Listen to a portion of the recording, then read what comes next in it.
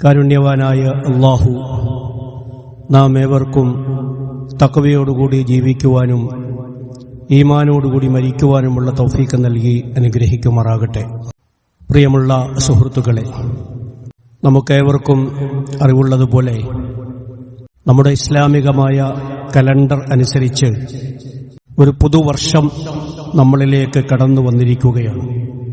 ഇന്ന് മുഹറം 3 പുതുവർഷം നമ്മളിലേക്ക് കടന്നു വരുമ്പോൾ നമ്മളുടെ മനസ്സിൽ ഉയർന്നു വരേണ്ട ഒന്നാമത്തെ ചിന്ത എന്ന് പറയുന്നത്, പലപ്പോഴും പുതുവത്സരം ആഘോഷിക്കപ്പെടുകയാണ് ചെയ്യുക. പുതുവത്സരം ആഘോഷിക്കപ്പെടുകയാണോ അതോ നഷ്ടബോധത്താൽ ആത്മപരിശോധന നടത്തുകയാണോ വേണ്ടത് എന്ന് നമ്മൾ ചിന്തിച്ചു നോക്കുക. യഥാർത്ഥത്തിൽ നമ്മുടെ ജീവിതത്തിൽ നിന്നും ഒരു വർഷം കഴിഞ്ഞുപോയിരിക്കുന്നു എന്നുള്ളതാണ്. ഒരു വർഷം കൂടി നമ്മൾ ഖബറിലേക്കും മരണത്തിലേക്കും അടുത്തിരിക്കുന്നു. നമ്മുടെ ആയസ്സിൽ നിന്നും ഒരു വർഷം നഷ്ടപ്പെട്ടിരിക്കുന്നു. ഇനി അവശേഷിക്കുന്ന ജീവിതം ഒരു വർഷം കുറഞ്ഞിരിക്കുന്നു. എത്രയാണ് എന്ന് അല്ലാഹുവിനല്ലാതെ ഈ പ്രപഞ്ചത്തിൽ ആർക്കും അറിയില്ല. അപ്പൊ അതുകൊണ്ട് നമ്മൾ ഈ സന്ദർഭത്തിൽ പുതുവത്സര ചിന്ത എന്ന സ്വഭാവത്തിൽ നമ്മുടെ മനസ്സിലേക്ക് കടന്നു വരേണ്ടത് രണ്ട് കാര്യങ്ങളാണ്. ഒന്ന്, കഴിഞ്ഞുപോയ ഒരു വർഷം നമ്മൾ എങ്ങനെ ജീവിച്ചു എന്നുള്ളതാണ്. അതിനെപ്പറ്റി ഒന്ന് തിരിഞ്ഞു നോക്കുക, പരിശോധിച്ചു നോക്കുക. ഞാൻ പലപ്പോഴും പറയാറുണ്ട്, ഈ ആത്മപരിശോധനയ്ക്ക് വേണ്ടി അള്ളാഹു പല സന്ദർഭങ്ങൾ നമുക്ക് തരാറുണ്ട്. ദിവസം 5 നേരം തരാറുണ്ട്, ആഴ്ചയിൽ വെള്ളിയാഴ്ച തരാറുണ്ട്, കൊല്ലത്തിൽ 2 പെരുന്നാൾ തരാറുണ്ട്, റമദാൻ മാസം തരാറുണ്ട്, ഹജ്ജിന്റെ സമയം. ഇങ്ങനെ പല സന്ദർഭങ്ങൾ നമ്മളെ സംബന്ധിച്ചിടത്തോളം നമ്മുടെ ഗതകാല ജീവിതത്തെപ്പറ്റി ആത്മപരിശോധന നടത്തുവാൻ നമുക്ക് തരാറുണ്ട്. ഈ സന്ദർഭങ്ങളിലൊക്കെ നമ്മൾ നിർവഹിക്കേണ്ട പ്രധാനപ്പെട്ട കാര്യം അതാണ്. അത്തരമൊരു സന്ദർഭമാണ് ഇപ്പോൾ നമ്മുടെ മുമ്പിൽ കൈവന്നിരിക്കുന്നത്. അപ്പൊ നമ്മളൊന്ന് പരിശോധിക്കുക, നമ്മുടെ ജീവിതത്തെ ഒന്ന് തിരിഞ്ഞു നോക്കുക. രണ്ടാമത്തെ കാര്യം, വരാൻ പോകുന്ന ഒരു വർഷം കൂടുതൽ ദീനീയായി മെച്ചപ്പെട്ടതാക്കാനുള്ള ഒരു പരിശ്രമം നമ്മൾ നടത്തുക എന്നുള്ളതാണ്. ഓരോ ദിവസം കഴിയുന്തോറും നമ്മളുടെ വയസ്സ് കുറഞ്ഞു വരികയാണ്. നമുക്ക് പ്രായം കൂടിക്കൊണ്ടേയിരിക്കുകയാണ്. നമ്മൾ ഖബറിലേക്ക് അടുത്തുകൊണ്ടേയിരിക്കുകയാണ്. ഓരോരുത്തരെയും കൊണ്ടുപോയി നമ്മൾ അടക്കിക്കൊണ്ടേയിരിക്കുകയാണ്. ഇതേ സ്വഭാവത്തിൽ നമ്മളും ഒരിക്കൽ യാത്രയാകേണ്ടി വരുമെന്നുള്ള ബോധം, ആ ബോധം കൂടുതൽ ശക്തിപ്പെടുവാനുള്ള ഒരു തീരുമാനമായിരിക്കണം ഈ പുതുവർഷത്തിൽ നമ്മൾ എടുക്കേണ്ടത്. പുതുവർഷം കടന്നു വരുമ്പോൾ നമ്മളെ സംബന്ധിച്ചിടത്തോളം മുഹറം മാസം കടന്നു വരുമ്പോൾ, ഹിജ്റ വർഷം കടന്നു വരുമ്പോൾ നമ്മുടെ മുമ്പിലേക്ക് കടന്നു വരുന്ന ഇസ്ലാമികവും ദീനീയുമായ കുറേയധികം ചരിത്രപരമായ ഓർമ്മകളും, ആ ഓർമ്മകൾ ഓരോന്നും നമ്മെ സംബന്ധിച്ചിടത്തോളം നമ്മെ സത്യത്തിന്റെ മാർഗത്തിൽ അടിയുറപ്പിച്ചു നിർത്തുവാനും അള്ളാഹുവിന്റെ സഹായത്തിലും തൗഫീഖിലുമുള്ള നമ്മുടെ അടിയുറച്ച വിശ്വാസം ഒരിക്കൽ കൂടി ബലപ്പെടുത്തുവാനും സഹായിക്കുന്നതാണ്. നമ്മുടെ ജീവിതത്തിന്റെ അടിത്തറ അതാണ്. അള്ളാഹുവിന്റെ തൗഫീഖിലുള്ള, അവന്റെ തീരുമാനത്തിലുള്ള അടിയുറച്ച വിശ്വാസം. അത് അശേഷം മാറുകയില്ല. ലില്ലാഹിൽ അംറു മിൻ ഖബ്ലു വ മിൻ ബഅദ്. കഴിഞ്ഞുപോയതും വരാൻ പോകുന്നതുമായ എല്ലാ കാര്യങ്ങളും അവന്റെ തീരുമാനമാണ്. ലില്ലാഹിൽ അംർ, അവന്റേതാണ് തീരുമാനം. മിൻ ഖബൽ, കഴിഞ്ഞുപോയതും, വ മിൻ ബഅദ്, വരാനിരിക്കുന്നതും. അപ്പൊ ഈ സന്ദർഭത്തിൽ നമ്മുടെ മുമ്പിൽ കടന്നുവരുന്ന കുറെ ഓർമ്മകളുണ്ട്. അതിൽ ഏറ്റവും പ്രധാനപ്പെട്ടത് ഈ ഹിജ്റ എന്ന് പറയുന്നതാണ്. ഒന്ന്, ഹിജ്റയെപ്പറ്റി ഞാനിവിടെ എല്ലാ വർഷവും പരാമർശിക്കാറുണ്ട്. പരാമർശിക്കാതെ പോകാനും നമുക്ക് കഴിയില്ല. അതിലേറ്റവും പ്രധാനപ്പെട്ടത് പ്രവാചകന്റെ ഹിജ്റയാണ്. ആ ഹിജ്റയുമായി ബന്ധപ്പെട്ടുകൊണ്ടാണ് യഥാർത്ഥത്തിൽ ഇന്ന് ഹിജ്റ കലണ്ടർ എന്ന പേരിൽ നമ്മൾ ദീനിയായ ഒരു കലണ്ടർ നമ്മൾ ഇന്ന് അത് നമ്മൾ ഉപയോഗപ്പെടുത്തിക്കൊണ്ടിരിക്കുന്നു. അതിന്റെ അടിസ്ഥാനത്തിലാണ് നമ്മുടെ ദീനീയായ എല്ലാവിധ കാര്യങ്ങൾ നമ്മൾ നിർവഹിച്ചുകൊണ്ടിരിക്കുന്നത്. അതൊന്ന്. മുഹറം മാസത്തിലെ വളരെ പ്രധാനപ്പെട്ട ഒരു കാര്യമാണ് ആഷൂറ എന്ന് പറയുന്നത്. മുഹറം 10 അത് അടുത്ത വെള്ളിയാഴ്ചയാണ്. സാന്ദർഭികമായി ഞാൻ സൂചിപ്പിച്ചു പോവുകയാണ്, റമദാൻ മാസത്തിലെ വ്രതാനുഷ്ഠാനം കഴിഞ്ഞാൽ ഏറ്റവും ഉത്കൃഷ്ടമായ 2 നോമ്പ് അറഫയും ആഷൂറയുമാണ്. അറഫയും ആഷൂറയുമാണ്. അറഫ നോമ്പ് നമ്മൾ എല്ലാവരും അനുഷ്ഠിച്ചിരിക്കുന്നു. ആഷൂറ എന്ന് പറയുന്നത് മുഹറം 10 മുഹറം 10 നോമ്പ് വളരെ പ്രധാനപ്പെട്ട നോമ്പാണ്. അതിന്റെ ചരിത്രപരമായ പ്രവാചകന്റെ കാലഘട്ടത്തിലെ വിശദാംശം ഞാൻ കടക്കാൻ ഉദ്ദേശിക്കുന്നില്ല. മുഹറം 10 നോമ്പിന്റെ പശ്ചാത്തലം എന്ന് പറയുന്നത് നമുക്കെല്ലാവർക്കും അറിയാവുന്നതുപോലെ റസൂലുള്ളാഹി സ്വല്ലല്ലാഹു അലൈഹി വസല്ലം മദീനയിൽ വരികയും മുഹറം 10 നോമ്പ് നേരത്തെ ഉണ്ടായിരുന്നു. ഈ നോമ്പ് അനുഷ്ഠിക്കുകയും ചെയ്തപ്പോൾ അവിടെ യഹൂദരും നോമ്പ് അനുഷ്ഠിക്കുന്നു. എന്തുകൊണ്ടാണ് നിങ്ങൾ നോമ്പ് അനുഷ്ഠിക്കുന്നത് എന്ന് ചോദിച്ചപ്പോൾ ഞങ്ങളുടെ പ്രവാചകനായ മൂസാ നബി അലൈഹി സ്വലാമയെ ചെങ്കടലിൽ മുക്കിക്കൊന്ന് ഞങ്ങളുടെ മുൻഗാമികളെ രക്ഷപ്പെടുത്തിയ വിമോചനത്തിന്റെ ദിവസമാണ് ഈ മുഹറം 10. അതിന് ശുക്ർ ചെയ്തുകൊണ്ടാണ് ഞങ്ങൾ ഈ നോമ്പ് അനുഷ്ഠിക്കുന്നത് എന്നാണ്. അപ്പോൾ റസൂലുള്ളാഹി സ്വല്ലല്ലാഹു അലൈഹി വസല്ലം നഹ്നു അഹഖ്ഖു ബി മൂസ വ ഹാറൂൻ, മൂസായും ഹാറൂനുമായും നിങ്ങളെക്കാൾ ഏറ്റവും അടുത്ത് നിൽക്കുന്ന ഞങ്ങളാണ്. അതുകൊണ്ട് ആ നോമ്പിന് നമുക്കും അർഹതയുണ്ട്. അതിനുശേഷം കുറെ മുമ്പോട്ട് പോയി കഴിഞ്ഞപ്പോൾ തിരുമേനി സല്ലല്ലാഹു അലൈഹി വസല്ലമയുടെ നയപരമായ ഒരു തീരുമാനം മാറ്റി. നമുക്കറിയാവുന്നതാണ്, യഹൂദന്മാരുമായി തിരുമേനി സല്ലല്ലാഹു അലൈഹി വസല്ലം എല്ലാവിധ സൗഹൃദത്തിനു വേണ്ടിയും ശ്രമിച്ചു. ആ സൗഹൃദങ്ങൾ മുഴുവനും പരാജയപ്പെട്ടപ്പോൾ ഇനി അവരുമായി സൗഹാർദ്ദം സ്ഥാപിക്കേണ്ടതില്ല, അവരുമായി വേറിട്ട് ജീവിച്ചാൽ മതി എന്ന തീരുമാനത്തിലേക്ക് പ്രവാചകൻ എത്തിയപ്പോൾ പ്രവാചകൻ അനുയായികളോട് പറഞ്ഞു, ലൈൻ ബഖീതു ഖാബില ലാ അസൂമന്ന താസിഅ, അടുത്ത വർഷം മുതൽ നമുക്ക് 2 ദിവസം നോമ്പ് അനുഷ്ഠിക്കാം, 9-നും 10-നും. കാരണം യഹൂദരോട് സാമ്യം ഇനി ആവശ്യമില്ല. ചെയ്യാവുന്ന വിട്ടുവീഴ്ചകൾ മുഴുവൻ നമ്മൾ അവരുമായി ചെയ്തു. എടുക്കാവുന്ന കരാറുകൾ മുഴുവൻ നമ്മൾ അവരുമായി എടുത്തു. ആ വിട്ടുവീഴ്ച മുഴുവനും ദൗർബല്യമായി കാണുകയും ആ കരാറുകൾ മുഴുവൻ ലംഘിക്കുകയും ചതിക്കുകയും വഞ്ചിക്കുകയും ചെയ്തൊരു ഭാഗവുമായി ഇനി നമ്മൾ ആ അർത്ഥത്തിൽ പൊരുത്തപ്പെട്ടു പോകേണ്ടതില്ല എന്ന ഒരു രാഷ്ട്രീയ നയനിലപാട് റസൂലുള്ളാഹി സ്വല്ലല്ലാഹു അലൈഹി വസല്ലം പ്രഖ്യാപിക്കുകയാണ്. നമ്മൾ ആലോചിച്ച് നോക്കണം, നോമ്പിൽ പോലും രാഷ്ട്രീയ നിലപാട് കടന്നു വരികയാണ്. നോമ്പിൽ പോലും. പക്ഷെ അടുത്ത വർഷം റസൂലുള്ളാഹി സ്വല്ലല്ലാഹു അലൈഹി വസല്ലം മരണപ്പെട്ടു പോയി. അതുകൊണ്ട് അദ്ദേഹം നോമ്പ് അനുഷ്ഠിച്ചില്ല. അതുകൊണ്ടാണ് ലോകത്തെ മുസ്ലിങ്ങളുടെ ഒരു ഗണ്യമായ ഒരു വിഭാഗം മുഹറം 9-ഉം 10-ഉം സുന്നത്താണ് എന്ന് വിശ്വസിക്കുന്നത്. എന്നാൽ മറുപക്ഷം റസൂലുള്ളാഹി നോമ്പ് അനുഷ്ഠിച്ചിട്ടില്ല. മാത്രമല്ല, ഇന്ന് നമ്മളെ സംബന്ധിച്ചിടത്തോളം ആ അർത്ഥത്തിൽ നമ്മുടെ ചുറ്റുഭാഗത്ത് യഹൂദർ നോമ്പ് അനുഷ്ഠിക്കുന്നില്ലാത്തത് കൊണ്ട് അവരിൽ നിന്നും വേർപെടാൻ വേണ്ടി 9 ദിവസം നോമ്പ് അനുഷ്ഠിക്കേണ്ടതില്ല എന്ന വാദവും പ്രബലമാണ്. അതുകൊണ്ട് പ്രിയപ്പെട്ട സുഹൃത്തുക്കളെ, അടുത്ത വെള്ളിയാഴ്ച മുഹറം 10 നോമ്പ് നമ്മൾ എല്ലാവരും അനുഷ്ഠിക്കണം എന്നാണ് പ്രത്യേകം എനിക്ക് സൂചിപ്പിക്കാനുള്ളത്. മുഹറവുമായി ബന്ധപ്പെട്ട് കടന്നു വരുന്ന മറ്റൊന്നുള്ളത് ചരിത്രത്തിലെ ഏറ്റവും വലിയ ദുരന്തപൂർണമായ അധ്യായമാണ്. അത് കർബലായാണ്. ഇപ്പോൾ ഞാൻ അതിലേക്ക് കടക്കാൻ ഉദ്ദേശിക്കുന്നില്ല, ഇൻഷാ അല്ലാഹ് അടുത്ത ആഴ്ച സൂചിപ്പിക്കാം. ഇപ്പോൾ ഹിജ്റയുമായി ബന്ധപ്പെട്ടുകൊണ്ട് ചില പരാമർശങ്ങൾ മാത്രം നടത്തി മുമ്പോട്ട് പോകാനാണ് ഉദ്ദേശിക്കുന്നത്. അതിനോടൊപ്പം തന്നെ ഇന്നത്തെ ഈ വർഷ ആരംഭം എന്ന് പറയുന്നത് മറ്റൊരു സുപ്രധാനമായ ഒരു ലോക ചരിത്രത്തിലെ നിർണായകമായ ഒരു പരിവർത്തനത്തിന്റെ സന്ദർഭം കൂടിയാണ്. ആ പരിവർത്തനത്തിന്റെ സന്ദർഭം എന്ന് നമുക്ക് എല്ലാവർക്കും അറിയാം. ഏതാണ്ട് 114-15 ദിവസമായി ലോകത്ത് നടന്നുകൊണ്ടിരുന്ന ഒരു അതിഭയാനകമായ ഭീകരമായ ഒരു യുദ്ധം, അതിന് താൽക്കാലിക വിരാമം വന്നിരിക്കുന്നു എന്നുള്ളതാണ്. താൽക്കാലിക വിരാമം വന്നിരിക്കുന്നു. അപ്പൊ പ്രവാചകൻ തിരുമേനി സല്ലല്ലാഹു അലൈഹി വസല്ലം ഹിജ്റയും ഈ യുദ്ധത്തിന്റെ താൽക്കാലികമായ വിരാമവും, ഈ രണ്ടും നമുക്ക് നൽകുന്ന ചില സന്ദേശങ്ങളുണ്ട്. പ്രവാചകനെ പറ്റി വിശുദ്ധ ഖുർആൻ പറയുന്നു,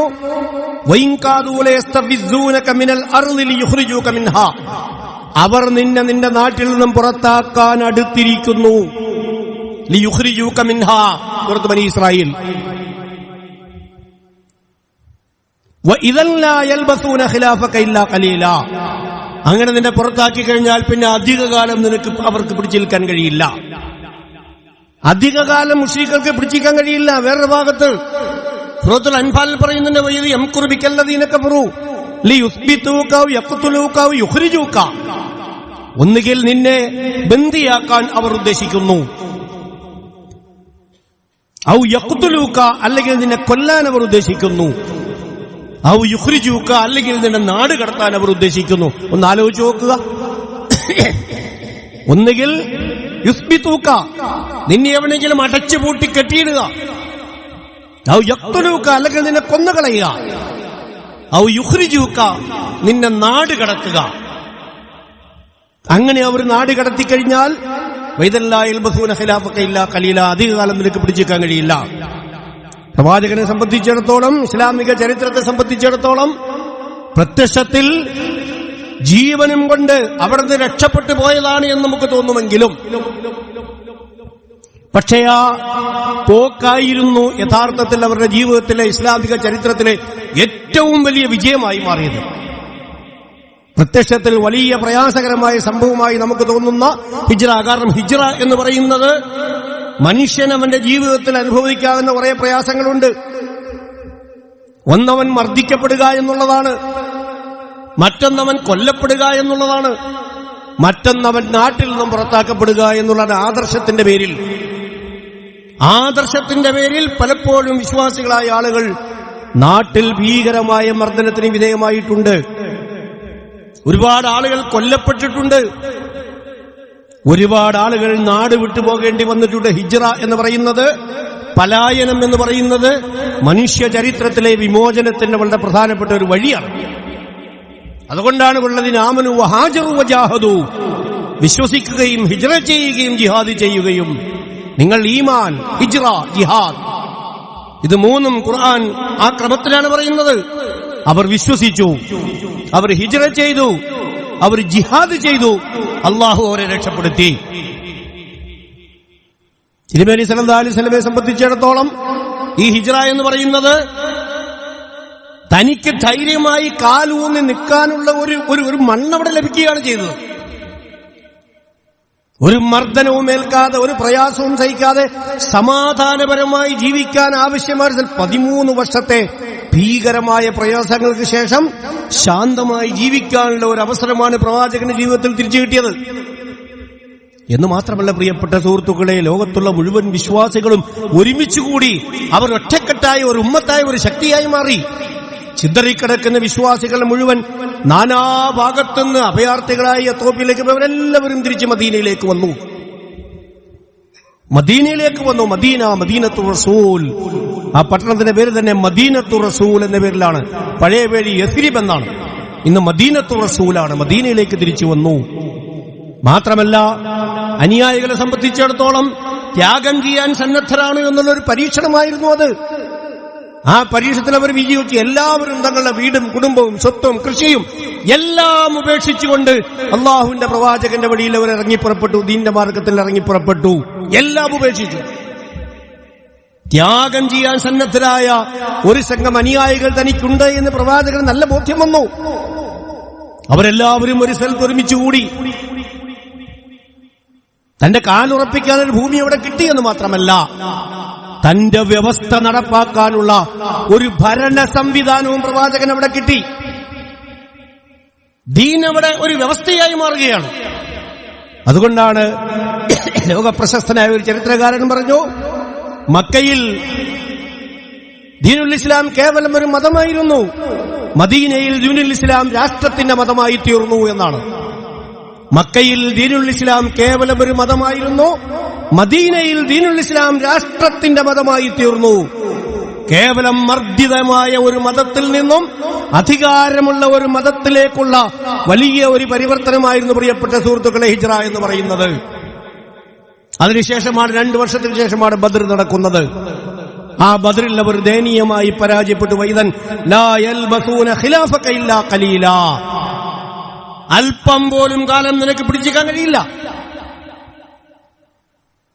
അപ്പൊ ഒരു സമൂഹം രണ്ടും കൽപ്പിച്ച് ധീരോദാത്തമായി സ്വന്തം ആദർശത്തിന് വേണ്ടി, സ്വന്തം നിലപാടിന് വേണ്ടി അടിയുറച്ചു നിൽക്കുന്ന ഒരവസ്ഥ ഉണ്ടാവുകയാണെങ്കിൽ അള്ളാഹു അവരെ സഹായിക്കുമെന്നത് അന്ന് മാത്രമല്ല, ചരിത്രത്തിൽ ഇന്നും നടന്നിരിക്കുന്ന ഈ യുദ്ധം നമ്മെ ബോധ്യപ്പെടുത്തിയിരിക്കുകയാണ്. ഇപ്പൊ നമ്മൾ യുദ്ധവിരാമത്തിൽ നമ്മൾ സമാധാനിച്ചിരിക്കുകയാണ്. ഈ യുദ്ധം എങ്ങനെയാണ് അവസാനിച്ചത്? പ്രിയപ്പെട്ട സുഹൃത്തുക്കളെ, കഴിഞ്ഞ വർഷം ജൂണിൽ 12 ദിവസത്തെ യുദ്ധം നടന്നു. ആ 12 ദിവസത്തെ യുദ്ധം എന്ന് പറയുന്നത് ഇറാന് വലിയ ഒരു മുന്നറിയിപ്പായിരുന്നു. ആ യുദ്ധം നടന്നതുകൊണ്ടാണ് ഇറാന് ഈ അർത്ഥത്തിൽ തയ്യാറെടുക്കാൻ കഴിഞ്ഞ ഏത് സമയത്തും ഒരു അമേരിക്കൻ ഇസ്രയേൽ സംയുക്ത ആക്രമണമുണ്ടാകും, അതിന് തയ്യാറെടുത്ത് നിൽക്കണമെന്നുള്ള ആ ഒരു മുന്നറിയിപ്പായിരുന്നു യഥാർത്ഥത്തിൽ അത്. എന്ന് വെച്ചാൽ ആ 12 ദിവസത്തെ യുദ്ധം അവർക്കൊരു ദുരന്തമായിരുന്നില്ല, അവർക്കൊരു മുന്നറിയിപ്പായിരുന്നു. ഒരുപാട് നഷ്ടം സംഭവിച്ചു. ഫെബ്രുവരി 28 അവർ യോഗം ചേരുകയായിരുന്നു, വലിയ നേതാക്കന്മാർ മുഴുവൻ. എന്തുകൊണ്ട് അവർ ആ രൂപത്തിൽ യോഗം ചേർന്നു? അമേരിക്കയുമായി ചർച്ച നടന്നുകൊണ്ടിരിക്കുകയാണ്. ജനീവയിൽ ചർച്ച നടക്കാൻ പോകുന്നു, ഒമാനിൽ ചർച്ച നടന്നു. ചർച്ചയ്ക്കിടയിൽ ഒരാക്രമണം ഉണ്ടാവുകയില്ല എന്നത് ലോകനീതിയാണ്. ചർച്ച നടക്കുമ്പോൾ ആക്രമിക്കുക. എന്തിനു വേണ്ടി ചർച്ച സംഘടിപ്പിച്ചു? ഇസ്രായേൽ എന്ന് പറയുന്ന ചരിത്രത്തിലെ ഏറ്റവും വലിയ വഞ്ചക ജനത. നമ്മൾ എല്ലാ ജുമഅയ്ക്കും സൂറത്തുൽ ജുമഅ ഓതാറുണ്ട്. ജുമഅയിലെ ഏറ്റവും പ്രധാനപ്പെട്ട വാക്ക് മസലുല്ലദീന ഹുമ്മിലുത് തൗറാത്ത് സുമ്മ ലം യഹ്മിലുഹാ കമസലിൽ ഹിമാരി യഹ്മിലു അസ്ഫാറാ. തൗറാത്ത് വഹിപ്പിക്കപ്പെട്ട ജനത ഗ്രന്ഥം ചുമക്കുന്ന കഴുതകളെ പോലെയാണ് എന്ന് എല്ലാ ജുമഅയ്ക്കും നമ്മൾ ഓതിക്കൊണ്ടിരിക്കുകയാണ്. പ്രിയപ്പെട്ട സുഹൃത്തുക്കളെ, യഹൂദന്മാരെ പറ്റി മസലുല്ലദീന ഹുമ്മിലുത് തൗറാത്ത് സുമ്മ ലം യഹ്മിലുഹാ കമസലിൽ ഹിമാരി യഹ്മിലു അസ്ഫാറാ ബിഇസ മസലുൽ ഖൗമില്ലദീന കദ്ദബൂ ബിആയാത്തില്ലാ. ഇത്രയും മോശമായ ഒരു ജനത ലോകത്തില്ല എന്ന്. ബിഇസ മസലുൽ ഖൗം, ഈ ഖൗമിന്റെ ഉദാഹരണത്തോടെ അത്രയും മോശമായ ഒരു ഖൗം ലോകത്തില്ല. ബിഇസ മസലുൽ ഖൗമില്ലദീന കദ്ദബൂ ബിആ വല്ലാഹു ലാ യഹ്ദിൽ ഖൗമൽ ളാലിമീൻ. ആലോചിച്ച് നോക്കുക, എന്തിനാണ് ആ ചർച്ച അവർ സംഘടിപ്പിച്ചത്? ആ ചർച്ചയുടെ ഇടയിൽ വേണം ആക്രമണം നടത്താൻ. ഈ മുഴുവൻ നേതാക്കന്മാരും യോഗം ചേരണം. ആ യോഗം ചേരണമെങ്കിൽ ആക്രമിക്കുകയില്ല എന്നുള്ള ഒരു ധൈര്യം അവർക്ക് കിട്ടണം. ആ ധൈര്യം കൊടുത്ത് അവരെ മുഴുവൻ അവരവരുടെ സങ്കേതങ്ങളിൽ നിന്ന് പുറത്തു കൊണ്ടുവന്ന് ഒരുമിച്ച് കൂട്ടി അവരുടെ തലയിൽ ബോംബിടണമെങ്കിൽ അതിനുവേണ്ടിയുള്ള മറയായിരുന്നു പ്രിയപ്പെട്ട സുഹൃത്തുക്കളെ ജനീവ ചർച്ച. നമ്മളത് ആലോചിച്ച് നോക്കുക. ഇത്രയും ചതി ലോകച്ചത് കാണാൻ കഴിയില്ല. വെറുതെ എല്ലാവരും ഇപ്പോൾ ദയനീയമായി തോറ്റു തുന്നമ്പാടി നിൽക്കുന്നത്. അമേരിക്കയിലെ പ്രമുഖ നേതാക്കന്മാർ മുഴുവൻ പറഞ്ഞു, 4 പ്രസിഡന്റുമാർ തള്ളിക്കളഞ്ഞതാണ്. George Bush, Clinton, Obama, Biden, 4 പേരെ സമ്മർദ്ദം ചെലുത്തി ഇറാനെ ആക്രമിക്കുവാൻ. അവരാരും തയ്യാറായില്ല. ട്രംപ് അതിന് തയ്യാറായി. ട്രംപിന്റെ മുമ്പിൽ ഇസ്രായേൽ വെച്ച് 4 പോയിന്റ് പ്രോഗ്രാമാണ്. ഒന്നാമത്തെ പ്രോഗ്രാം എന്ന് പറയുന്നത് അവരുടെ നേതൃത്വത്തെ മുഴുവൻ നശിപ്പിക്കുക. രണ്ടാമത്തെ അവരുടെ മിലിറ്ററി കാപ്പബിലിറ്റി മുഴുവൻ തകർക്കുക. മൂന്നാമത്തെ അവരുടെ ആണവ പദ്ധതി തകർക്കുക. 4-മത്തെ വിമതന്മാരെ അധികാരത്തിൽ കൊണ്ടുവരിക. അതിന്റെ 1-മത്തെ പദ്ധതി എന്ന നിലയ്ക്കായിരുന്നു ആ നേതൃത്വത്തെ തകർക്കാൻ വേണ്ടി ആസൂത്രിതമായി നടത്തിയതാണ് ചർച്ച. പ്രശ്നം പരിഹരിക്കാനല്ല. നമ്മളത് ആലോചിച്ച് നോക്കുക. ഇപ്പോൾ യുദ്ധം താൽക്കാലികമായി അവസാനിക്കുമ്പോൾ ലോകം മുഴുവൻ വിലയിരുത്തുകയാണ്. അമേരിക്കൻ പ്രസിഡന്റ് തോറ്റു തുന്നമ്പാടി എന്നാണ് BBC റിപ്പോർട്ട് എന്ന് പറയുന്നത്. ട്രംപിന്റെ ചരിത്രത്തിലെ ഏറ്റവും മോശമായ ഫോറിൻ പോളിസി എന്നാണ്. വിയറ്റ്നാം യുദ്ധത്തെക്കാൾ ദയനീയമായ തോൽവി. വിയറ്റ്നാം യുദ്ധത്തിൽ 63 മുതൽ 75 വരെയുള്ള 12 വർഷം. ആ 12 വർഷത്തിൽ 10 ലക്ഷത്തോളം വിയറ്റ്നാം ജനങ്ങൾ 15 ലക്ഷം വിയറ്റ്നാം ജനത കൊല്ലപ്പെട്ടു. 10 ലക്ഷം വിയറ്റ്നാം പട്ടാളക്കാർ കൊല്ലപ്പെട്ടു. 58,000-ഓളം അമേരിക്കൻ പട്ടാളക്കാർ കൊല്ലപ്പെട്ടു. യുദ്ധം അവസാനിച്ചു.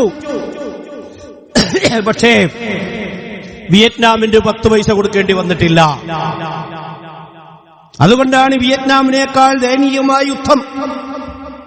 ഇവിടെ $300 ബില്യൺ നഷ്ടപരിഹാരം ലോകത്തിന്നവരെ ഒരു രാജ്യം യുദ്ധത്തിൽ ഏർപ്പെട്ട രാജ്യം മറു രാജ്യത്തിന് നഷ്ടപരിഹാരം കൊടുത്തിട്ടുണ്ട്. പ്രിയപ്പെട്ട നമ്മളൊക്കെ തോന്നി ഇവരെന്തൊരു വിചിത്രമായ ഡിമാൻഡാണ് ഇറാൻ ഉന്നയിക്കുന്നത് എന്ന് എനിക്കൊക്കെ തോന്നി. അങ്ങനെയാണ്. ഇതെന്തൊരു വിചിത്രമായ ഡിമാൻഡ്. നഷ്ടപരിഹാരം ഇതൊക്കെ ആരെങ്കിലും കൊടുക്കുവോ? $300 ബില്യൺ. ആരാണ് കൊടുക്കാൻ പോകുന്നത്? കരാറിൽ അമേരിക്കയും സഖ്യരാഷ്ട്രങ്ങളും. അമേരിക്കയും എന്ന് എടുത്തു പറഞ്ഞിരിക്കണം. അമേരിക്ക കൊടുത്താലും കൊടുത്തില്ലെങ്കിലും അമേരിക്കയും സഖ്യരാഷ്ട്രങ്ങളും $300 ബില്യൺ ഇറാന് കൊടുക്കും എന്ന് എഴുതി വെച്ചിരിക്കുകയാണ് പ്രിയപ്പെട്ട സുഹൃത്ത്. ആരാണ് കൊടുക്കേണ്ടത്? നല്ലൊരു ശതമാനം ഈ അറബ് രാജ്യങ്ങൾ കൊടുക്കുക. അറബ് രാജ്യങ്ങൾ ഈ താവളം കൊടുത്തിട്ട് എവിടെ എത്തി? കൊടുക്കേണ്ടി വരും. നിങ്ങൾക്കെല്ലാവരും നിങ്ങൾ വായിച്ചാണ്, ഞാൻ കൂടുതൽ വിശദീകരിക്കേണ്ട കാര്യമൊന്നുമില്ല. ആണവ പദ്ധതിയെപ്പറ്റി ഒരു അക്ഷരം പോലും അതിൽ പറഞ്ഞിട്ടില്ല. ഉപരോധം മുഴുവൻ നീക്കേണ്ടി വരും. എല്ലാ മേഖലയും യുദ്ധം അവസാനിപ്പിക്കേണ്ടി വരും. പ്രോക്സികളെ പറ്റി ഒരു വാക്കുപോലും അതിൽ പറഞ്ഞിട്ടില്ല. ഒരു വാക്കുപോലും പറഞ്ഞിട്ടില്ല. ലോകമാധ്യമങ്ങൾ റിപ്പോർട്ട് ചെയ്യുന്നത് അമേരിക്കയുടെ അതീശാധിപത്യത്തിന്റെ പരിമിതിയാണ് ഈ യുദ്ധം ബോധ്യപ്പെടുത്തിയത്. അമേരിക്കൻ ആധിപത്യത്തിന്റെ പരിമിതി. ഇന്നലെയോ ഒരു ടി വി ചർച്ച ശ്രദ്ധിക്കുക. നിങ്ങൾ ശ്രദ്ധിക്കുക, 2 പ്രഗത്ഭരായ സൈനിക വിദഗ്ധരാണ് ഇതിൽ പങ്കെടുത്തത്. അതിൽ ആങ്കർ ഒരാളോട് ചോദിച്ചു, മറ്റേ സുഹൃത്ത് യുദ്ധം തുടങ്ങുന്ന സമയം മുതൽ ഇറാൻ വിജയിക്കും എന്ന് തന്നെയാണ് പറഞ്ഞുകൊണ്ടിരുന്നത്. അമേരിക്കയും ഇസ്രായേലും വിജയിക്കില്ല. പക്ഷെ താങ്കൾ തുടക്കത്തിൽ അങ്ങനെയല്ലല്ലോ. താങ്കൾ ഈ യുദ്ധത്തിൽ ഇറാൻ പരാജയപ്പെടുമെന്ന് തന്നെയാണല്ലോ പറഞ്ഞുകൊണ്ടിരുന്നത്. ഇപ്പോൾ എന്തുകൊണ്ട് മാറ്റി പറയുന്നു? അദ്ദേഹം രാഷ്ട്രീയക്കാരനല്ലാതിരുന്നുകൊണ്ട് സത്യസന്ധമായി പറഞ്ഞു. രാഷ്ട്രീയക്കാരനായിരുന്നെങ്കിൽ ഉരുണ്ട് കളിച്ചേനെ.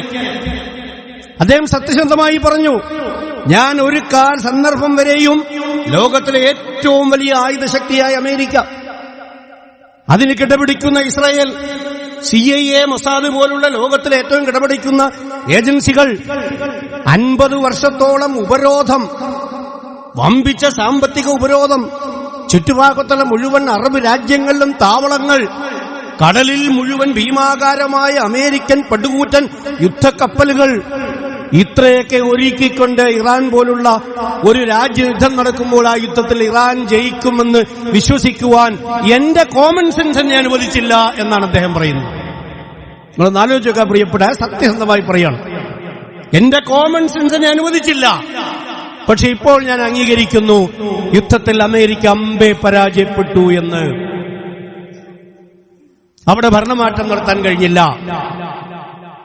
എന്തുകൊണ്ട് എന്ന് ചോദിച്ചാൽ, അതിശക്തമായി പോരാടാൻ തയ്യാറായാൽ, അത് കമ്മ്യൂണിസ്റ്റുകാർ പൊരുതിയാലും ഷിയാക്കളെ പൊരുതിയാലും പോരാട്ടത്തിൽ പിടിച്ചേക്കാൻ കഴിയും. വിശ്വാസത്തോടുകൂടിയാണ് പൊരുതുന്നതെങ്കിൽ കൂടുതൽ പിടിച്ചേക്കാം. വിശ്വാസമില്ലാതെയാണ് പൊരുതുന്നതെങ്കിൽ പോലും പരിധിവരെ പിടിച്ചേക്കാം. വിശ്വാസവും പോരാട്ടവും ഒരുമിച്ച് ചേർന്നാൽ, ഈമാനും ജിഹാദും ഒരുമിച്ച് ചേർന്നാൽ അവരെ പരാജയപ്പെടുത്താൻ കഴിയില്ല എന്നുള്ള ആ ഒരു പാഠവും കൂടിയാണ് യഥാർത്ഥത്തിൽ ലോകത്ത് നമുക്ക് നൽകുന്നത്. അതുകൊണ്ടാണ് ലോകത്തിന്റെ ശാക്തികമായ ഗതിവിഗതികളെ തന്നെ മാറ്റിമറിച്ച ഒന്നാണ് യുദ്ധം. ഇസ്രായേലിനെ പറ്റി വലിയ ധാരണയായിരുന്നു എല്ലാവർക്കും. ഞാൻ തന്നെ കേട്ടിട്ടുണ്ട്. നമ്മുടെ എത്രയോ ഇസ്ലാമിക സുഹൃത്തുക്കൾ സംസാരിക്കുമ്പോൾ ഇസ്രായേലിനെ പറ്റി, ഇസ്രായേലിന്റെ കഴിവിനെ പറ്റി ഇങ്ങനെ കാൽപ്പനികമായി അവരിങ്ങനെ അവതരിപ്പിക്കുന്നത് കേട്ടിട്ടുണ്ട്. അപ്പോഴൊക്കെ അവരോട് ഞാൻ പറയാറ്, നിങ്ങൾ ഇത്രയും കാൽപ്പനികമായി ഇസ്രായേലിനെ അവതരിപ്പിക്കേണ്ടതില്ല. ഇസ്രായേലിന്റെ ആഭ്യന്തരം പൊള്ളയാണ്. അതിശക്തമായ ഒരാക്രമണം വരികയാണെങ്കിൽ ഇസ്രായേലിനെ പിടിച്ചേക്കാൻ കഴിയില്ല. ഇസ്രായേലിന്റെ പരിമിതി ലോകത്തിന് ബോധ്യപ്പെട്ടു. ഇസ്രായേൽ ഒറ്റയ്ക്കാണെങ്കിൽ ദിവസങ്ങൾ കാണുമായിരുന്നില്ല. ഇസ്രായേൽ ഭൂമുഖത്ത് നിന്ന് തുടച്ചു നീക്കപ്പെടുമായിരുന്നു എന്ന് പറയുന്നത് വേറെ ആരുമല്ല, ട്രംപാണ് പറയുന്നത്. ഇസ്രായേലിന്റെ ഹൃദയത്തിലേക്ക് വരെയും ആക്രമിക്കാനുള്ള കരുത്ത് ഇറാന്റെ മിസൈൽ ശേഖരത്തിലുണ്ട്. ആ മിസൈൽ ഇന്നേവരെയും തകർന്നിട്ടില്ല. പ്രിയപ്പെട്ട സുഹൃത്തുക്കളെ, അപ്പൊ ഇത് ലോകത്തെ സംബന്ധിച്ചിടത്തോളം ഒരു ജനത, ഭീകരമായി ഒറ്റപ്പെടുത്തപ്പെട്ട ഒരു ജനത, ആ രൂപത്തിൽ ന്യായത്തിന് വേണ്ടി, നീതിക്ക് വേണ്ടി, അവർ ഷിയാക്കളോ ആരുമാകട്ടെ, സൂറത്തുൽ അൻഫാലിലെ 2-3 ആയത്തുകളിൽ നിങ്ങളൊന്ന് ഇപ്പോഴത്തെ മോഡേൺ പെർസ്പെക്റ്റീവിൽ നിങ്ങൾ ഒന്ന് മനസ്സിലാക്കി നോക്കുക. വഅഇദ്ദൂ ലഹും മസ്തതഅതും മിൻ ഖുവ, സൂറത്തുൽ അൻഫാൽ 60. വഅഇദ്ദൂ ലഹും മസ്തതഅതും മിൻ ഖുവ, നിങ്ങളെ കൊണ്ട് സാധ്യമായ ശക്തി മുഴുവൻ നിങ്ങൾ സമാഹരിക്കുക. വമിൻ റിബാത്തിൽ ഖൈലി തുർഹിബൂന ബിഹി അദുവല്ലാഹി വഅദുവക്കും, നിങ്ങൾ ആ ശക്തി കൊണ്ട് നിങ്ങൾ ഭയപ്പെടുത്തണമാരെ അല്ലാഹുവിന്റെ ശത്രുവിനെയും നിങ്ങളുടെ ശത്രുവിനെയും, വആഖരീന മിൻ ദൂനിഹിം ലാ തഅലമൂനഹും, നിങ്ങൾക്ക് വ്യക്തമായി അറിയാത്ത മൂന്നാമത്തെ ഒരു ഗ്രൂപ്പിനെയും. ഇറാൻ യുദ്ധത്തിൽ നിങ്ങൾ എടുത്തു നോക്കുക. തുർഹിബൂന ബിഹി അദുവല്ലാഹ്, ആരാണ് ഇവിടെ അദുവല്ലാഹ്? യഹൂദരാണ്. ഖുർആനിൽ അദുവല്ലാഹ് എന്ന് പറഞ്ഞ യഹൂദരെ പറ്റി മാത്രമാണ്. ക്രൈസ്തവരെ അല്ലാഹു തആല അദുവല്ലാഹ് എന്ന് പറഞ്ഞിട്ടില്ല. അദുവല്ല എന്ന് പറഞ്ഞത് ഇസ്രായേലാണ്, അദുവക്കും എന്ന് പറഞ്ഞ അമേരിക്കയാണ്. അമേരിക്കയെ അല്ലാഹു തആല, ക്രൈസ്തവരെ അല്ലാഹു തആല അദുവെന്ന് എവിടെയും പ്രഖ്യാപിച്ചില്ല. പക്ഷെ നിങ്ങളുടെ ശത്രുവാണ്, അള്ളാന്റെ ശത്രുവല്ല. അദുവല്ല യഹൂദനാണ്, അവൻ അള്ളാന്റെ ശത്രുവാണ്. ട്രംപ് നിങ്ങളുടെ ശത്രുവാണ്. വആഖരീന മിൻ ദൂനിഹിം, ഇനിയും നിങ്ങൾക്കറിയാത്ത കുറെ ഗൾഫ് രാജ്യങ്ങളുടെ ലാ തഅലമൂനവും അവർ എന്തൊക്കെ കളിയിലാണ് കളിക്കുന്നത് നിങ്ങൾക്ക് അറിഞ്ഞുകൂടാ. അവരെവിടെയൊക്കെയാണ്, ആരെയൊക്കെയാണ് നിങ്ങൾക്ക് മനസ്സിലായി. വആഖരീന മിൻ ദൂനിഹിം ലാ തഅലമൂനഹും അല്ലാഹു യഅലമുഹും, അവരൊക്കെ എന്തൊക്കെ ചെയ്ത് കാട്ടിക്കൂട്ടി, ആർക്കൊക്കെ എത്ര പണം കൊടുത്തു, ഏതെല്ലാം രൂപത്തിൽ ഇറാന് പൈസ കൊടുത്തു, കൊടുക്കാതിരുന്നു എന്നുള്ള കാര്യങ്ങളൊക്കെ അല്ലാഹുവിനറിയാം. വമാ തുൻഫിഖൂ മിൻ ശൈഇൻ ഫീ സബീലില്ലാഹ് യുവഫ ഇലൈക്കും വഅൻതും ലാ തുദ്ലമൂൻ, നിങ്ങൾ ഈ മാർഗത്തിൽ ചെലവഴിക്കുന്നത് മുഴുവൻ നിങ്ങൾക്ക് നഷ്ടപരിഹാരമായി തിരിച്ചു കിട്ടും. യുവഫ ഇലൈക്കും, നിങ്ങൾക്ക് തിരിച്ചു കിട്ടും. നിങ്ങൾ ഈ ആയത്തിന് വേണ്ടി ഇറങ്ങിയെന്ന് ഞാൻ നിങ്ങൾ തെറ്റിദ്ധരിക്കരുത്.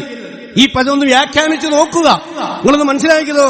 വമാ തുൻഫിഖൂ മിൻ ഖൈറിൻ യുവഫ ഇലൈക്കും വഅൻതും ലാ തുദ്ലമൂൻ, നിങ്ങൾക്ക് നഷ്ടപ്പെട്ടത് മുഴുവൻ യുവഫയിലേക്കും വഅൻതും ലാ തുദ്ലമൂൻ, നിങ്ങൾക്ക് നഷ്ടം സംഭവിക്കും. എന്നിട്ട് പറയും വഇൻ ജനഹു ലിസ്സൽം, അവർ മധ്യസ്ഥത്തിന് വന്നാൽ ഫജ്നഹു ലഹാ, നിങ്ങളും തയ്യാറാവുക. വതവക്കൽ അലല്ലാഹ്, അല്ലാഹുവിൽ തവക്കൽ വെക്കുക. ഇന്നല്ലാഹു യുഹിബ്ബുൽ മുതവക്കിലീൻ. വീണ്ടും പറയുന്നു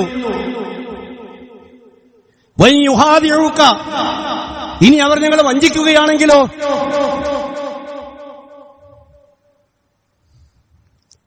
അവർ നിങ്ങൾ വഞ്ചിക്കുകയാണെങ്കിലും അള്ളാഹു നിങ്ങൾക്ക് കാവലാണ്, അള്ളാഹുവിന്റെ സഹായം നിങ്ങൾക്ക് ലഭിക്കും. അതുകൊണ്ട് നിങ്ങൾ അവർ മധ്യസ്ഥന് വരികയാണെങ്കിൽ നിങ്ങൾ തയ്യാറാവുക. നിങ്ങൾ വഞ്ചിക്കുകയാണെങ്കിലും അള്ളാഹു നിങ്ങളെ സഹായിക്കും. എന്നിട്ട് അവസാനം പറയുന്നതെന്താണ്? ലാസ്റ്റ് പറയുന്ന ഒരു കാര്യമുണ്ട്, വഅല്ലഫ ബൈന ഖുലൂബിഹിം, അവരുടെ ഹൃദയങ്ങളെ അല്ലാഹു തആല കൂട്ടിയിണക്കി. വലൗ അൻഫഖത മാ ഫിൽ അർളി ജമീഅ, ലോകത്തുള്ളത് മുഴുവൻ ചെലവഴിച്ചിരുന്നെങ്കിലും നിങ്ങൾക്ക് കൂട്ടിയിണക്കാൻ കഴിയുമായിരുന്നില്ല. അത്രയ്ക്കും ഭിന്നതയിലായിരുന്നു ഇറാനിലെ ജനങ്ങൾ. യുദ്ധത്തിലും എന്തായിരുന്നു അവിടുത്തെ അവസ്ഥ? വലൗ അൻഫഖത മാ ഫിൽ അർളി വലാകിൻ ഇന്നഹു അസീസുൽ ഹകീം. നിങ്ങളൊന്ന് ആലോചിച്ച് നോക്കൂ. വേണമെങ്കിൽ നമുക്ക് തോന്നും ഖുർആനിലെ ഏതായത്തിനും ആധുനിക പശ്ചാത്തലം വ്യാഖ്യാനിക്കാൻ കഴിയും. ഇത്തരമൊരു പശ്ചാത്തലത്തിലേക്ക് ഇറങ്ങിയാണോ എന്ന് തോന്നാവുന്ന രൂപത്തിൽ പറയാണ്. നിങ്ങൾ സന്ധിക്ക് വന്നാൽ സന്ധിക്ക് തയ്യാറാവുക. വഞ്ചിക്കുകയാണെങ്കിൽ അല്ലാഹു നിങ്ങളെ സഹായിക്കും. നിങ്ങൾ വലിയ ഐക്യമുണ്ടാക്കി. നിങ്ങളൊന്ന് ആലോചിച്ചൊക്കെ പ്രിയപ്പെട്ട സുഹൃത്തുക്കൾ. അപ്പൊ നമ്മളെ സംബന്ധിച്ചിടത്തോളം അപ്പൊ ലോകം മുഴുവൻ അംഗീകരിച്ച, ലോകത്തിലെ മുഴുവൻ മാധ്യമങ്ങളും ഒറ്റക്കെട്ടായി പറയുന്നു, അമേരിക്കയും ഇസ്രായേലും, ഇസ്രായേൽ അത്യന്തം നിരാശയിലാണ്. ചരിത്രത്തിൽ ഏറ്റവും വലിയ നിരാശയിലെ പടുകുഴിയിലാണ് ഇസ്രായേൽ ജനത. അവരകപ്പെട്ടിരിക്കുന്ന 110 വർഷമായിട്ട് അവർക്കൊരു ദിവസം പോലും നേരെ കടന്നിറങ്ങാൻ കഴിഞ്ഞിട്ടില്ല. ആയുധം കൊണ്ട് ലോകത്തെ എല്ലാ പ്രശ്നവും പരിഹരിക്കാമെന്നതാണ് അമേരിക്കനും ഇസ്രായേലിന്റെയും ധാരണ. അത് സാധ്യമല്ല എന്ന് ലോകം തെളിയിച്ചിരിക്കുകയാണ്. ആയുധമല്ല ലോകം, മനക്കരുത്താണ്, ആയുധക്കരുത്തല്ല. വിശ്വാസത്തിന്റെയും മനക്കരുത്താണ്. അവർക്ക് വിശ്വാസമുണ്ട്. ഷിയാക്കളാണെങ്കിലും അവർക്ക് വിശ്വാസമുണ്ട്. ഷിയാ സുന്നി പ്രശ്നമല്ല ഇവിടെ ഉന്നയിക്കേണ്ടത്. ഇപ്പോഴും അവർ തോറ്റു, അമേരിക്ക തോറ്റു എന്ന് വിശ്വസിക്കാൻ പ്രയാസമുള്ള കുറെ ആളുകളുണ്ട്. അത് നമ്മുടെ നാട്ടിലെ സംഘപരിവാറുകാരാണ്. മറ്റൊന്ന് ക്രിസ്ത്യൻ സയനിസ്റ്റുകളാണ്. വേറൊന്ന് നവനാസ്തികരാണ്. ഇനി ആരെങ്കിലും ഉണ്ടോ എന്ന് എനിക്ക് അറിഞ്ഞുകൂടാ പ്രിയപ്പെട്ട സുഹൃത്തുക്കളെ. അപ്പൊ അതുകൊണ്ട് ഞാൻ പറയുന്നത് എന്താണെന്ന് ചോദിച്ചാൽ, നമ്മുടെ ഈ പുതുവത്സരം എന്ന് പറയുന്നത് ലോകത്തിന് വലിയ ഒരു ആശ്വാസം നൽകിക്കൊണ്ട്, ഏത് രാജ്യത്തും കടന്നാക്രമിച്ച് ആരെയും കൊല്ലുമെന്ന് വീമ്പിളക്കിയ ഒരു ഭരണാധികാരിയുടെ മുഖത്തേറ്റ കനത്ത അടിയാണ്. അതുകൊണ്ടാണോ പറഞ്ഞല്ലോ, തെരുവിൽ വെച്ച് തല്ല് അടികൊണ്ട ഗുണ്ടയെപ്പോലെ എന്ന് മുമ്പ് അവതരിച്ചിട്ടുണ്ട്. നടു റോഡിൽ തല്ലുകൊണ്ട ഗുണ്ടയെപ്പോലെയാണ് ട്രംപ് നിൽക്കുന്നത്. പ്രിയപ്പെട്ട സുഹൃത്തുക്കളെ, പോരാട്ട വീര്യം എന്ന് പറയുന്നത് ഇസ്ലാമിന്റെ ആത്മാവാണ്. അറബികൾ അത് കൈയൊഴിച്ചതാണ് പ്രശ്നം. ഇപ്പൊ അറബികൾ നഷ്ടപരിഹാരം കൊടുക്കേണ്ടി വന്നില്ലേ? അവർക്കാർ നഷ്ടപരിഹാരം കൊടുക്കും, അമേരിക്കക്കാർ നഷ്ടപരിഹാരം കൊടുക്കും. അമേരിക്കൻ താവളങ്ങൾ മുഴുവൻ തകർന്നു, എല്ലാം തകർന്ന് തരിപ്പണമായി. അറബികളുടെ ഒരുപാട് പ്രദേശങ്ങൾ തകർന്ന് തരിപ്പണമായി. അറബികൾക്ക് ആര് സുരക്ഷ കൊടുക്കും? ആര് സുരക്ഷ കൊടുക്കും? അബ്രഹാം അക്കോഡ് എവിടെ പോയി? ഇസ്രായേലിന് കഴിയുമോ? സ്വന്തം സുരക്ഷ നോക്കാൻ കഴിയാത്ത ഇസ്രായേലിന് അറബികളെ രക്ഷിക്കാൻ കഴിയുമോ? അമേരിക്കക്ക് രക്ഷിക്കാൻ കഴിയുമോ? അപ്പൊ ലോക രാഷ്ട്രീയത്തിൽ, അറബ് രാഷ്ട്രീയത്തിലും ലോക രാഷ്ട്രീയത്തിലും നിർണായകമായി വഴിത്തിരിവായി വീണ് കിട്ടിയ ഒരു ഭാഗ്യമാണ് ഇറാന് എന്നാണ് ലോക നിരീക്ഷകന്മാർ പറയുന്നത്. ഇത് യുദ്ധമല്ല, അവർക്ക് വീണ് കിട്ടിയ ഒരു ഭാഗ്യമാണ്. എന്തുകൊണ്ട് എന്ന് ചോദിച്ചാൽ 50 വർഷം അവർ പിടിച്ചിരുന്നു, മുട്ടുമടക്കാതെ പിടിച്ചു എന്ന്. പ്രിയപ്പെട്ട സുഹൃത്തുക്കളെ, ഇപ്പൊ നമ്മൾ മനസ്സിലാക്കേണ്ട കാര്യമാണ്, പിടിച്ചു നിൽക്കുക എന്നതാണ്, കീഴടങ്ങുക എന്നതല്ല നമ്മുടെ ഈ മുഹറം പഠിപ്പിക്കുന്നത്. തുടർന്ന് വരാൻ പോകുന്ന എപ്പിസോഡുകളും അത് തന്നെയാണ് പഠിപ്പിക്കുന്നത്. അതുകൊണ്ട് സത്യത്തിന്റെ മാർഗത്തിൽ, ദീനിന്റെ മാർഗത്തിൽ ധീരമായി അടിയുറച്ചു നിൽക്കാനുള്ള ഒരു കരുത്ത് ലോകത്തിലെ വിശ്വാസികൾക്കും മനുഷ്യ നാഗരികതയ്ക്കും നീതിബോധമുള്ളവർക്കും നൽകിയ ഒരു എപ്പിസോഡാണ് എന്ന് മനസ്സിലാക്കിക്കൊണ്ട് നമ്മളുടെ മാർഗത്തിൽ, സത്യത്തിന്റെ മാർഗത്തിൽ അടിയുറച്ചു നിൽക്കുവാനുള്ള ഒരു ആവേശം ഈ പരിശുദ്ധമായ മുഹറത്തിന്റെ തുടക്കത്തിൽ നമ്മൾ ആർജിച്ചെടുക്കുക. അള്ളാഹു അനുഗ്രഹിക്കുമാറാകട്ടെ. വാഹു ദഅ്വാന അൽഹംദുലില്ലാഹി റബ്ബിൽ ആലമീൻ.